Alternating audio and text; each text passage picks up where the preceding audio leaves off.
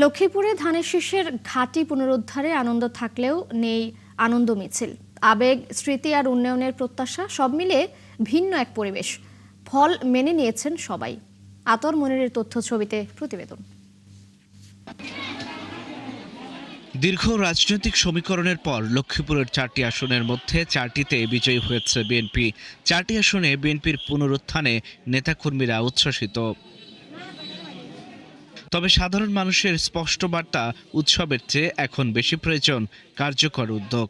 এখানে আনন্দ, রং মাখামাখি, মিষ্টি খাওয়ার কিছু নেই ভাই, বরং জনগণ বিএনপিকে তাদের গোলাম করে রাখছে। বেগম জি আমাদের মাঝে নেই, এই কারণে আসলে আমরা ওনাকে ছেড়ে এই আনন্দ উৎসব, বিজয় উৎসব এগুলো আসলে পালন করতে আমরা পারছি না, কারণ উনি আমাদের আবেগের ভালোবাসার জায়গা।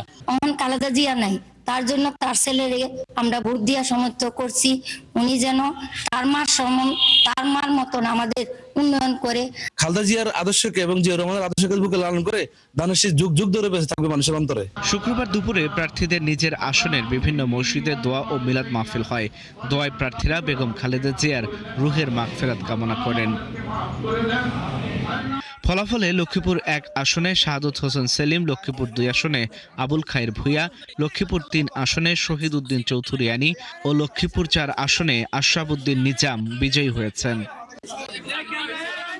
নির্বাচিত হয়েই তারা বলছেন সহিংসতা মুক্ত রাজনীতি, কর্মসংস্থান, সন্ত্রাস, মাদক দমন, পরিকল্পিত শহর গড়া এবং টেকসই উন্নয়নে কাজ করবেন।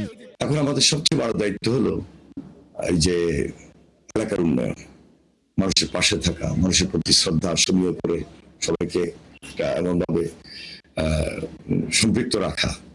আমি মনে করছি যে ইনশাল্লাহ তারেক রহমানের নেতৃত্বেই আমরা এই কঠিন কাজটুকু বাস্তবায়ন করতে সক্ষম হব ইনশাল্লাহ। যেখানে দুর্নীতি থাকবে না, যেখানে স্বজনপ্রীতি থাকবে না, যেখানে উন্নয়ন থাকবে, যেখানে কর্মসংস্থানের ব্যবস্থা, যেখানে শিক্ষার আধুনিকায়ন থাকবে বর্তমান বিশ্বের সাথে তাল মিলিয়ে ইত্যাদি নিয়ে আমরা পরিকল্পনা উনি করছেন, তার কাছে আমরা সার্বিকভাবে সহযোগিতা করব। লক্ষ্মীপুরে এবারের সংসদ নির্বাচনে নারী ও তরুণ ভোটারদের অংশগ্রহণ ছিল চোখে পড়ার মতো। আল ইমরান, 71।